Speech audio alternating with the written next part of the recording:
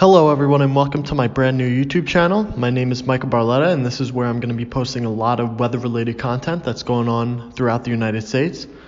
Some background information about me. I'm a freshman at the University of Albany in New York State. I'm majoring in atmospheric science and meteorology.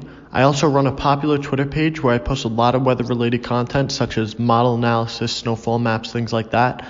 I also write blogs about weather across the United States for a new media company called Porter Medium. This video is going to just be going over some of my thoughts and analysis for how winter's going to pan out across the country for the winter season. We'll go over things like who's going to see the most snow and where the most brutal cold is going to take place. Alright, let's get right into the forecast. Before we get into all the technical stuff, if you're not into that, feel free to skip right to the end of the video where I'm going to be reviewing precipitation, temperature, and of course everyone's favorite snowfall. Now, what I find the most important thing in a winter forecast to start, the nice base point, is going to be the El Nino Southern Oscillation conditions. For another word to shorten it, ENSO. It's basically just a measure of the water temperature off the western coast of northern South America. I provided you guys with a graph and outlined what I feel is the most important region of ENSO. It's the 3.4 Nino region. Now you might be thinking, how can our neck of the woods be impacted by the southern Pacific Ocean? Now I've included yet another graphic that displays what goes on in the ENSO conditions. Above is the cold phase, which we like to call La Nina. You could see cool waters going into equatorial currents, flowing near Australia where there's warm water and pressure lowers. This makes our mid-latitude jet, which is basically just the jet stream that impacts our weather, it makes it a little more zonal, a little more flat. You're not going to get as many kinks and therefore not as many storms. Now, if you're in an El Nino situation, which is the bottom, you have a strong countercurrent and you have pressure decreases going against that strong countercurrent. You have warm water that flows eastward and leads to sea level pressure drops. Then on the western side near Australia, you get pressure increases. These pressure increases lead to convection and cause kinks in our mid-latitude jet stream. This generally leads to more storms in the United States with kinks in the jet stream. Now, looking at the Nino 3.4 region, I provided another graphic that depicts the water temperature anomalies in this region.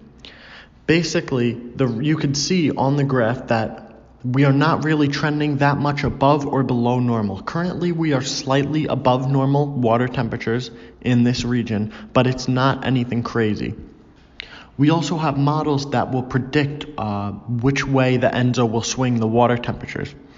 As you can see from these models, most of them sit at a very weak El Nino just above positive anomalies on the graph, and a lot of them get it to slightly moderate, but most of them stay near neutral, which is 0 degrees. Some have it at a small increase, but most of them are at neutral. Now, the next thing we're going to want to take a look at when formulating our forecast are oscillations in the Pacific. Oscillations are basically just a measure of pressure height rises or falls in a certain region. They have large implications on our weather overall by causing kinks in the jet stream due to convection. That's a very simplified version of it, but I don't want to get too into detail. Another word for oscillations that I could use interchangeably is teleconnections. Now, one of the largest drivers in our overall weather for winter is the Pacific Decadal Oscillation, or the PDO. This basically is a measure of the warmth of water off of the Alaskan coastline. And because it's called decadal, it switches about every 10 years. Currently, we are in a positive PDO phase, and we have been since 2006, so expect a couple more years of a positive PDO. And as you can see from the water temperature anomaly graph, you can see that Below Alaska, just to its south, there is a lot of warm water anomalies. Now, I've included how this affects our weather in the continental United States. With a positive PDO, generally in the east and further south, with a positive PDO, you get wetter conditions. And with a negative PDO, drier conditions, but as I already stated, we are in a positive PDO, and the Northwest is in generally drier conditions. This is basically because there's a large correlation between the PDO and the Pacific North American Index, PNA. That is just a measure of height, pressure height, falls or rises in the west coast of the United States. So I included a map on what that looks like specifically. This is a positive PNA index that I provided with you here. And usually this correlates with a positive PDO. See the correlation, positive PDO, positive PNA. Now, as you can see with the height graph, we have anomalously high heights in the western continental United States, western Canada, and anomalously low pressure heights in the southeast and the east United States. This basically means that there's going to be more troughing over the eastern United States and more ridging over the western United States. Ridging basically brings warmer and drier conditions, and troughing basically usually brings lower pressure and wetter and cooler conditions. Now, with a positive PNA and positive PDO, basically overall this means that there is a higher chance or higher chances for the mid-latitude jet stream and the subtropical jet stream to phase, and you get really big storms off the east coast. Subtropical jet stream is basically the jet stream that correlates to the weather further south in the tropics, and the mid-latitude jet stream is the jet stream that correlates to the weather in the mid-latitudes, which is basically mostly the continental United States. When you get those two to phase, you could get really big storms forming off the coast of the eastern United States. And with a positive PDO, positive PNA, you get a lot of troughing in the eastern region, and that's where the subtropical jet stream can reach a little more north, and you could get those two to phase and get really big storms. The last thing we're going to want to take a look at is the Atlantic. The Atlantic, in my opinion, is much less important than the Pacific Ocean is. However, it still impacts our weather. As we saw last year, the Pacific Ocean was much more impactful of our weather. So that definitely this year and for years to come will make me focus more on the predicting what's going to happen in the Pacific compared to the Atlantic. But the Atlantic definitely impacts what goes on along the East Coast. Now, the main area of focus is going to be around Greenland, where the North Atlantic oscillation is measured. So along Greenland, if you have higher pressures than normal, you have a negative North Atlantic oscillation, or NAO. If pressures are lower than normal, you're going to have a positive NAO. Now, how this affects our weather is a negative NAO with blocking and higher pressure around Greenland can help lock in colder air to the region. If cold air is infiltrating the region, and negative NAO will help keep it locked in and not traverse back up towards the North Pole. Now, what a negative NAO could also do is provide blocking for systems attempting to come up the East Coast. If you have big high pressure in Greenland, storms are going to have a hard time moving past the East Coast after they traverse north. Also, with a negative NAO, you get a tight pressure gradient that can increase the severity of storms and increase the wind in storms coming up the East Coast. With a higher pressure gradient, you tighten isobars and you're able to get stronger storms and higher winds.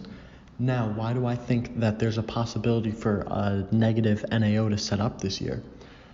For one, waters off the coast of Greenland are a little bit anomalously high, which promotes negative NAO, as well as the CFSV2, a climate model that the United States runs, which nailed the cold in November, is forecasting a Western-based negative NAO this year. Now, models are not the be-all, end-all of predicting oscillations. However, they're tools that help us. They're tools that help us generally predict. So that's definitely another reason why. Now, the last thing in the Atlantic I want to look at is the sea surface temperature anomalies off of the East Coast.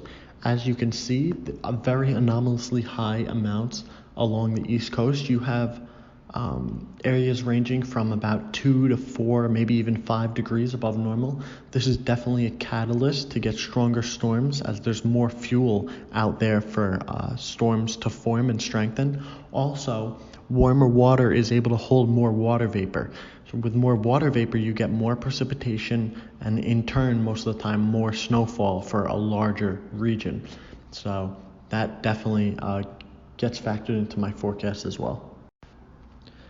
Now, there were other factors that I included in my forecast that I didn't include in this video, such as analogs for precipitation and temperature and Siberian snow cover, but things like that I think are a little bit too technical that and don't have as big of an impact as the rest of the things that I explained today. So I'm just going to get right into my forecast now. So first thing I want to show to you guys is my precipitation outlook. In terms of precipitation, I'm signaling for a below average year in precipitation for areas like Texas, Colorado, New Mexico, parts of the Southwest. And then for parts of the eastern third of the country, I have above average precipitation. I think the drought that's currently in the southeast will bust by the end of the winter. I think they'll actually have a little more precipitation than normal by the end of the winter. A lot of this above average area is due to what I believe is going to be an active subtropical jet stream this year. Further north in areas like Chicago, Columbus, DC, I think a lot of this is going to be from inland runners, storms that run inland instead of parallel to the coast, and a lot of Alberta clipper systems that are going to be coming through. So I think a lot of that is going to make up for much above average precipitation for the eastern portion of the country.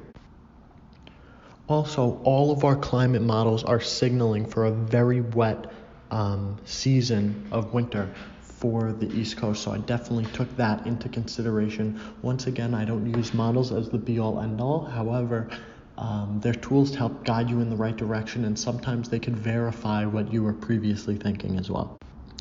Next, moving on, we have our temperature outlook. Now, I think there's going to be a little bit of a pesky southeast ridge that sets up, especially in December, maybe a little bit of January. That's going to lead to above average temperatures for the extreme southern portions of the country, around San Antonio, New Orleans, northern Florida, south of Atlanta, south of Jackson. Areas like that are going to be above average. I think there's going to be slightly above average temperatures for most of the Gulf states, almost all the Gulf states, including Georgia, South Carolina, and portions of North Carolina. Moving further north, this is where the polar vortex is going to have an easier time reaching. I have slightly below normal temperatures for most of the northern half of the country. A lot of this is because I still think the southeast ridge is going to give us some anomalously warm days. However, I think the polar vortex will win over most of the time. And just colder temperatures in general. Then I have well below average temperatures for a lot of states and cities such as Chicago, Columbus, Buffalo. A lot of Great Lakes in and around the Great Lakes area I think is going to be very cold. This is going to lead to shutting off of lake effect snow a little bit earlier than you guys are used to this year in those further north areas, but I think the polar vortex is going to have a much easier time reaching these areas as compared to areas further south due to a pesky southeast ridge, and just because areas further south are further away. We've already seen multiple polar vortex disruptions for the month of November. We're currently in one right now where we have really, really cold temperatures. Some temperatures are ranging from -20 to -30 degrees compared to where they normally are. I think that will continue throughout the winter. The polar vortex is building, and it is anomalously strong for this time of year, partially because of the snow cover that I neglected to include in this video. But I think the polar vortex is really going to take a beating come January with sudden stratospheric warming events, stuff like that. That's going to cause portions of the polar vortex to break off and traverse down into the continental United States. So that's why I have northern areas in below average temperatures this year. Now, everyone's favorite and the last portion of my forecast is my snowfall outlook. I have slightly below average snowfall for the areas in which I showed below average precipitation, and a little bit east of there, because I think the southeast ridge is going to impede on a lot of their snowfall attempts this year. Further north, I think the not the Gulf Coast states, the Great Lakes states are going to have an above average snowfall this year, because I especially like the inland runner storm track where storms don't run up the Appalachian Mountains, but maybe they hug the coast, and a lot of areas like Raleigh, DC, New York, Boston would be rain, while areas a little further inland and west of I-95 are going to be predominantly snow for a lot of the winter. So that is going to lead to above average snowfall in the Great Lakes states, even though I think lake effect snowfall will shut off early this year. Still think there will be above average snowfall for much of the northern tier of the country. Now, I have slightly above average snowfall for areas like Kansas City, Nashville, Raleigh. I think that a lot of their snows are going to come from weak clipper systems. I think that's going to be a very popular storm track this year as compared to previous years. Then for DC, New York, Boston, big I-95 cities, we're going to have slightly above average snowfall for this year. That is going to be predominantly due to a few coastal storms this year, nothing too crazy. I think you guys are going to get screwed over a lot with rain, with storms coming directly up the coast as compared to a little further out. But I still think the couple storms that are off the coast are going to be able to give you guys enough snow to put you slightly above average for this year. So overall, expect this winter to be slightly or even moderately harsher than normal in the northern part of the country, and a little more mild and not as harsh in the southern portion of the country. Of course, most areas, depending on whether you're in above average or below average temperatures, you're going to see cold spells, you're going to see warm spells, or maybe one storm that hit or misses can make or break a seasonal forecast. The forecast is made to just be a general overview of how winter as a whole will most likely be. Of course, check back after winter to see what I got right and what I got wrong and why I got it wrong. I'm going to be definitely holding myself accountable. So overall, that's the winter forecast. If you guys have any questions or comments, leave them down below, or criticisms or critiques, anything like that. Don't be afraid to leave a comment and tell me how I did. I know everything was a little bit rough. This is the first ever video that I've made and edited on YouTube, so I know that everything was a little bit rough. I promise it will get better as we go throughout the winter. I'm going to be trying to make probably about a video every other day, maybe a couple a week, really busy with schoolwork and stuff like that. So definitely like and try and like the video if you guys enjoyed this content. If you want to see more weather content, throughout the winter. I'm definitely going to be posting it here, so subscribe if you guys want more of this. I promise, like I said before, the editing and audio will get a little less rough, because I'm sure it was compared to other videos out there, but this was my first attempt at this. So thank you guys for waiting through the whole forecast, or if you skip to the end, thank you for just watching me and giving me your time of day. Also, if you want some more analysis, model analysis, stuff like that, forecast, follow me on Twitter at MikeBWeather. I'll leave my link in the description, and hope you all have a nice day. Thank you for watching.